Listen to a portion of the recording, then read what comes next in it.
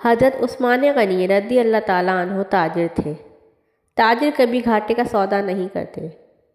نبی پاک صلی اللہ علیہ وسلم نے فرمایا، جو کنواں خرید کر دے گا میں اسے جنت دوں گا۔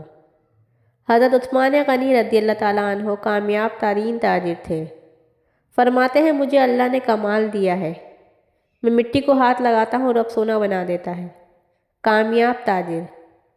حضور صلی اللہ علیہ وسلم نے فرمایا، وہ کنواں، ایک میٹھے پانی کا کنواں، شاید 100 دینار اس کی قیمت تھی، صرف 100 دینار۔ حضرت عثمان غنی رضی اللہ تعالیٰ عنہ کنویں کے مالک کے پاس گئے، وہ ایک یہودی تھا۔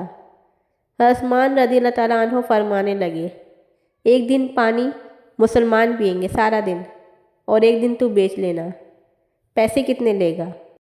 تو اس یہودی کو کیونکہ کنواں بیچنا نہیں تھا تو اس نے کہا، اتنے پیسے مانگوں کہ جتنے سن کر چلے جائیں۔ تو یہودی نے کہا، 5000 دینار۔